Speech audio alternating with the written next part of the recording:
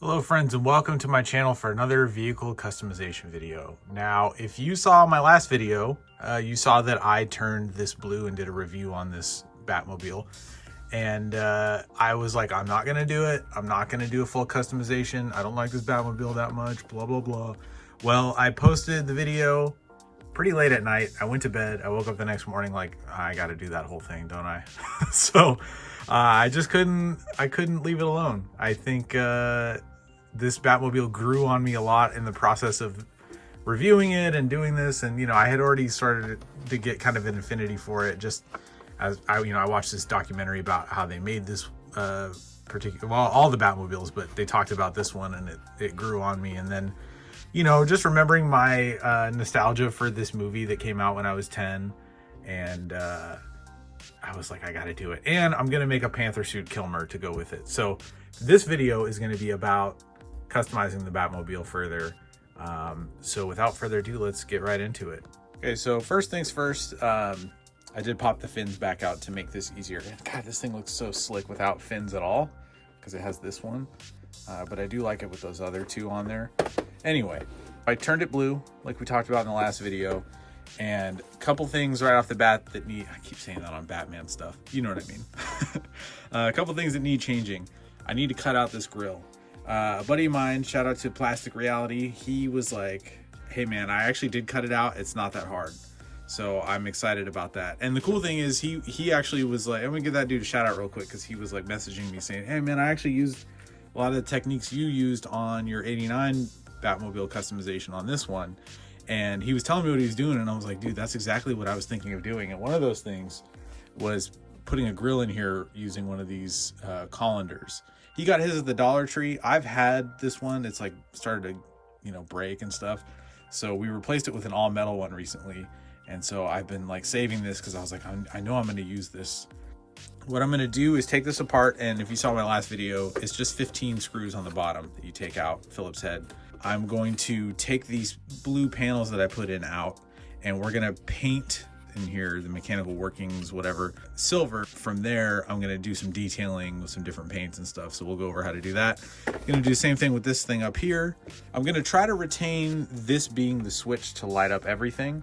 The Batmobile, I've been looking at the Jazz Inc. one for direction because they, you know, did all the research with the official stuff. We have the benefit of like using the work that they did to make ours better. So that's what I'm gonna be looking at for this primarily. Essentially, you had this like metal working in here, and then there was lights running in different areas, like looks like up back through here and down here to illuminate it. McFarlane obviously went the route of just making it like a backlit thing, but I'm gonna try to do it the way that it was done on the real thing. And for that, I got a couple different things. I got a fiber optic, you know, like a clear tube basically that you run an LED at one end of, and it's supposed to light the whole thing up. So I may be using that, but I think I found an easier solution, which is just to get these little string lights. They're super bright, and like on camera they're getting washed out, but they're, I mean, look what it's doing in my hand. Like they're very, very bright. And so I think if I just run those through here, I'll be good. And I think that this voltage, this is 3 volts, I think. My hope is that I can just take this wiring out, splice it into what's there already, and then just tap into that power source and let it light up the whole thing. Beyond that, I'm gonna figure out something for the headlights. I don't know exactly what yet. They have these screws on the bottom that hold them in place, and that screw hole goes up into the headlight. So I think what I'm gonna do is try running the light bulb wiring up through the hole and then drill into this, and so that it's coming out. Maybe I'll drill into the center of this, have a bulb in there, paint this white, or I might try to take this out and create some kind of a lens for it. I don't know how this is situated in there yet, so we're gonna get in there and figure it out. And then this grill is inaccurate as far as paint goes. This should all be chromed out here, like these black pieces here. It's gonna get a little tricky in here with masking and stuff, so it also needs a little step pad right here. And for that, we're gonna use some of this 110 scale diamond plating. So I'm just gonna cut little pieces, put there. And that's, I think, pretty much gonna be it. You know, you could paint this whole thing black. I don't think I wanna go through the trouble of doing all that because like it looks, you know, it's pretty good as is. We'll see how it looks. I think I'm gonna paint it black. Now, I do want to mention at the outset that this is the way I'm going to do it. You may have some different ideas on how you think this thing should be done or what you think this thing looks like or whatever.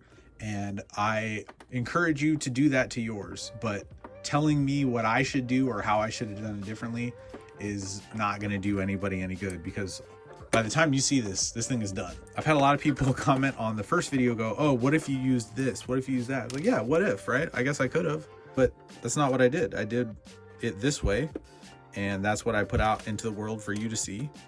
And if you find that valuable, that's excellent. If not, well, you know, a lot of videos out there. Forgot to mention, this time I'm not going to make it a two-seater. If you watch my channel, you would have seen that I did that to the 89 Batmobile from McFarlane. In fact, I was, I believe, the first person to do that. And it's probably possible with this, but I don't really want to do it.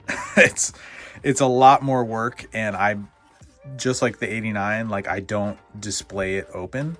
I display it closed because I like the sort of final profile look of the Batmobile. I know how much work it is to do, and this one is going to be a lot. It'd be a lot harder to do because these bump outs here, these armrest piece things, like, they don't allow room for two seats in there. So I'd have to figure out how to, like, move these further over here to the side, and that would get in the way of these pieces. So you know, it's not a high enough priority for me to try to do, but from the outside, this thing is going to look pretty cool. Just want to put that out there because I know people are going to say, oh, I should have done the inside.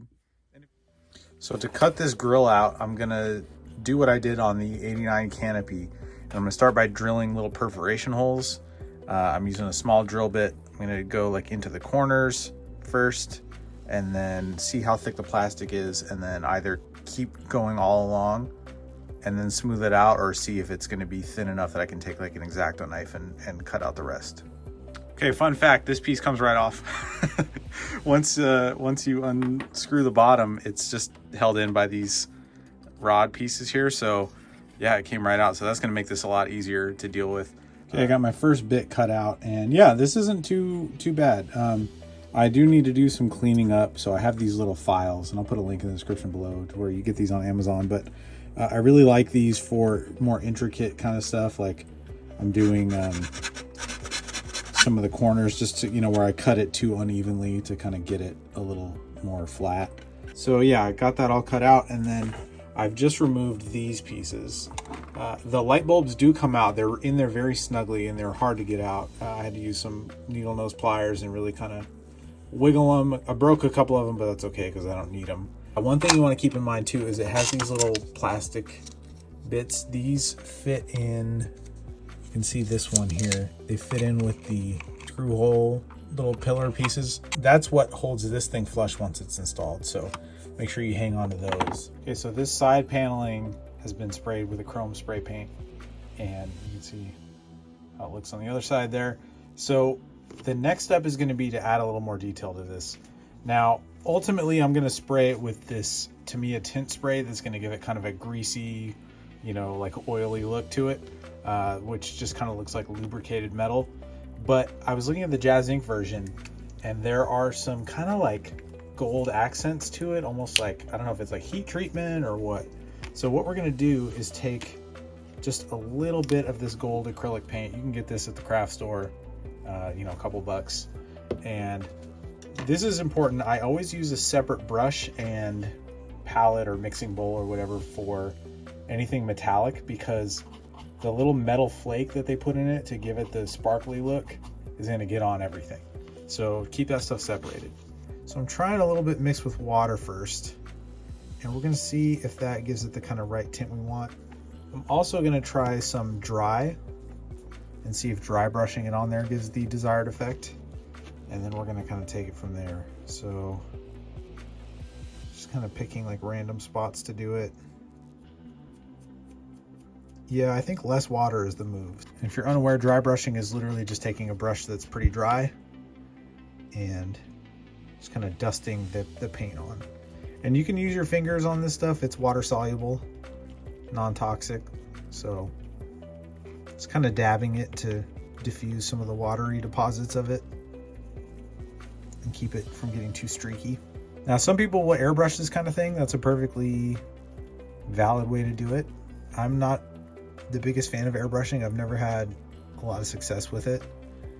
And I think I've kind of done enough brush work over my lifetime and career that I just have like a better control over it. And the purpose of this is just to give everything a little bit more dimension. All right, so these are done with the silver and the tint spray, and I'm not super happy with how they turned out. The tint spray kind of took away too much of the sheen, I think, and just sort of flattened it out. But that's okay, because we're gonna do a couple things to kind of bring some of that back out. First thing we're gonna do is a black wash. That's pretty simple. We just take some black acrylic paint, get it nice and thinned out with water. We're just gonna run it through the cracks like that, and basically just let it dry like that. Just remember not to overdo it, because that's very easy to do. All right, so I've done a little bit of the wash, and you can see the difference from this side to this side. This is the one with the wash, and I've got these on the same level so they're not kind of catching light differently. So yeah, it just gives it more depth. It's going to make it look a lot more real when it's in the side of the car, instead of looking kind of like a, you know, like what it is, like a slab of plastic that's molded. So yeah, we're going to keep at it, do both sides. Okay, so another thing I'm doing on this to give it a little bit more pop is I'm using one of these chrome pens here, and I'll put a link in the description below. I really love using these for detail work, but I'm just kind of going over certain areas like this horizontal piece here, and we'll go ahead and do this one too. And I'm just hitting the raised edges with some chrome. I did it along this piping here. I'll do it on this piece here. And basically what that's doing is giving it a highlight. So we've got our kind of mid-tone, our low light, which is like the black wash, and then our highlight.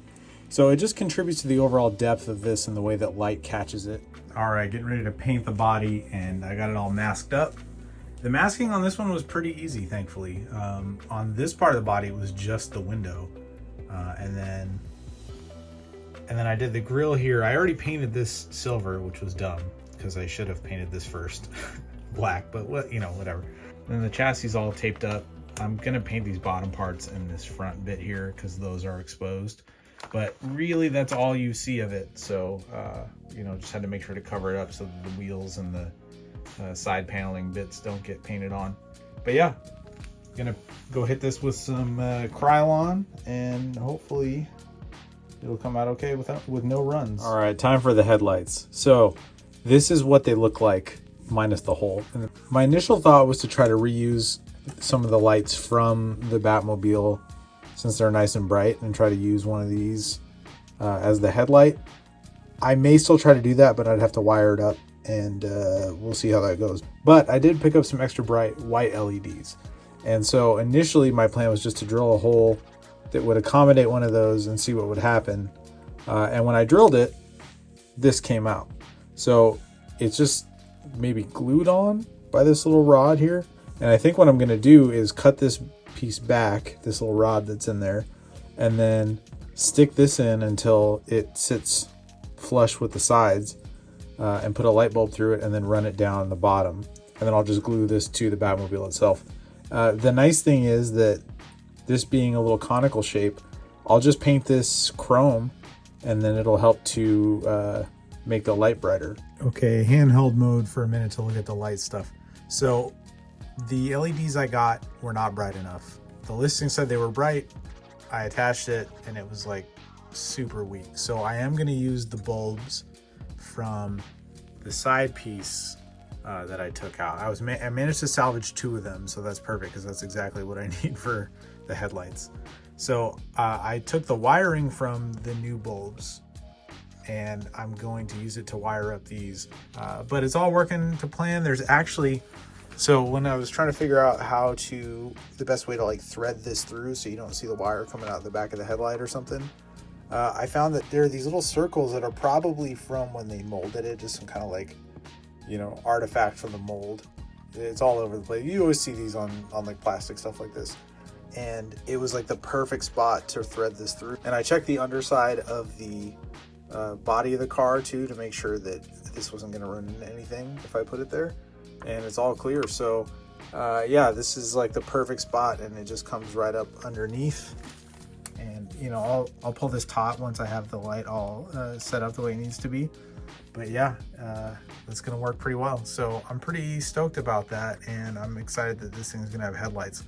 I gotta say, I thought this car was gonna be much harder to customize. It is actually not that bad. It's pretty, I wouldn't say it's easy, but it's not needlessly complicated, which is nice. And I got the light wired up. I got that chrome paint on there, and I think it looks pretty good. So check it out when you turn it on. It's going to be a little bright probably in the camera, but boom. Yeah, love it. It's perfect. And I didn't even glue it down because it has like a little guide where it sits on. So I'm just letting it do its thing, and it's pretty solid. The reason I'm not gluing it down is because if I have to change it out at some point, you know, down the line, I'd like to be able to do that.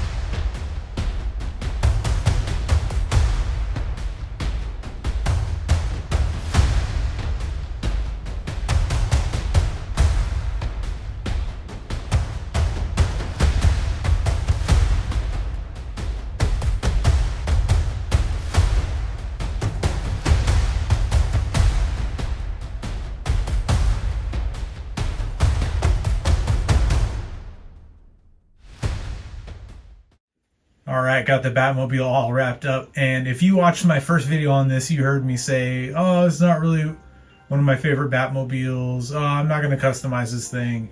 And, you know, now by the end of it, I absolutely love this thing. I had grown to like it a lot after watching a documentary on the making of the Batmobiles about a year ago or so when I was doing the McFarlane one. And I was like, you know, I never gave that Forever one enough credit. And I mentioned this in the last one too. It's that big fin on the back. I don't care for it. And, you know, I have it on here for the purposes of like showing that it's as screen accurate as I could get it. But when it goes in the display, I might be taking that thing off again because I think it just looks so much better without it. But yeah, you know, one of the things they said is they kind of wanted it to look like a bat's wings were like folded around itself. And this does have that kind of aesthetic, like with this bit in here and stuff. So I really like this thing. A couple things that I didn't talk about in the process part. I added headlight lenses to it. I just used one of these takeout lids. I knew I had one of these lying around, and it was the right kind of like frosted, you know, semi-opaque look, and they ended up being perfect. And it actually helps to kind of diffuse the light a bit in a nice way. So here it is, the light's on. And yeah, I just really like that effect. I think that turned out really nice. Now, the other thing I didn't mention in the process video part of it is that I ended up taking those blue string lights and I ran them up and down the ribs on the inside.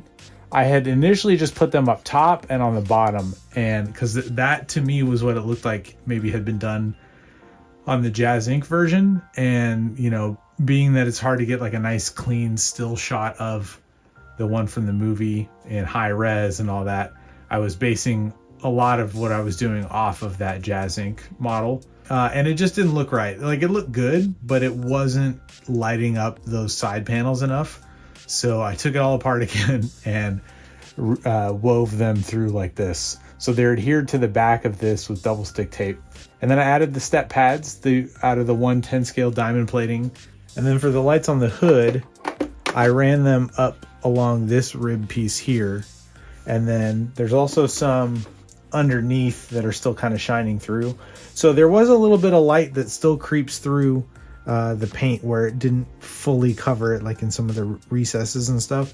So that actually has kind of given like a nice glow from the inside look to it. But when the lights are off, it looks completely solid. So it's a really nice kind of happy medium.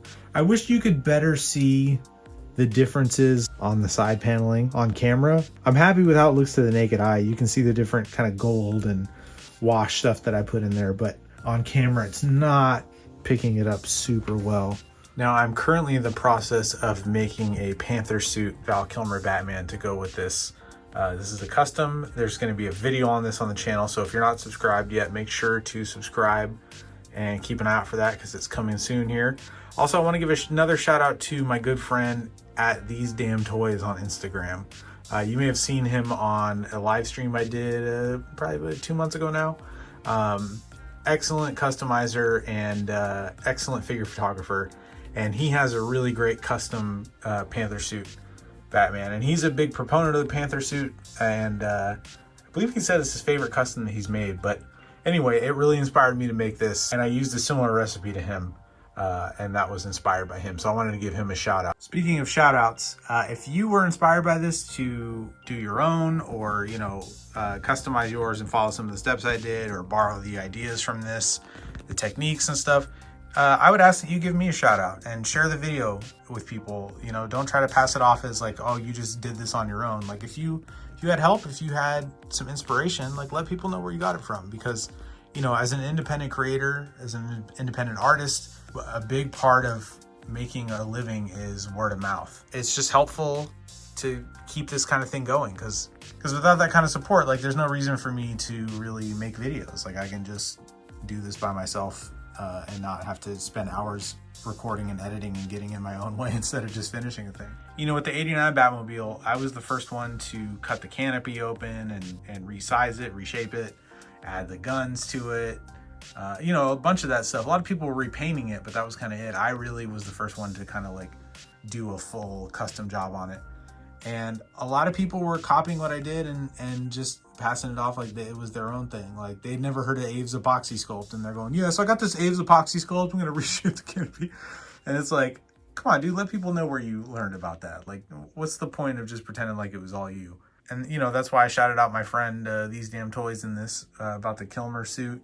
So reciprocity, that's a big thing in communities. And if we're gonna call ourselves a community of collectors, customizers, what have you, we gotta act like one. So I really appreciate it if everybody did that. So on that tip, if you would stay tuned after this for a brief word about some of my comic book work. I'm a full-time comic book artist by trade. I would love for you to check out the brief kind of trailer I have to some of my books and just talking about the different graphic novels I have. So that is gonna do it for this one. Until next time, keep your head on swivel. See, you can't do it because, the cowl. So that is going to do it for this video. I want to thank you all so much for watching. I invite you to click the like button and hit subscribe and join me as I make cool stuff. Custom figures, dioramas, vehicles to go with the figures. I review new stuff that I get on the channel. If you're looking for other ways to support this, I've got t-shirts available. My Head on Swivel shirt, as well as several other action figure and comic book themed shirts, are available in my Redbubble shop. If you've never used Redbubble, it's pretty great. You pick the color shirt, the style, and the design you want, and they ship it right to you. Now, if you're not a t-shirt person, but you like comics, I've got several comics and graphic novels available, namely my books High Crimes, Count, and Retroactive. High Crimes is kind of Breaking Bad meets Cliffhanger. Retroactive is like James Bond meets Groundhog Day, and Count is my sci-fi reimagining of the Count of Monte Cristo. Think kind of a, John Wick meets Batman meets Zorro. It's a cool story with swashbuckling action and sword fights and vehicle chases, and it's about redemption, revenge, and revolution. So those are all available at your local comic shop, bookstore, or at the links in the description below. So to everyone who's picked up a shirt already or one of my books, thank you so much. It means the absolute world to me. I really, really appreciate it. It really helps make it so that I can do this kind of stuff and bring you more videos. Couldn't ask for anything more, so thank you. So that is going to do it for this one. Until next time, keep your head on swivel.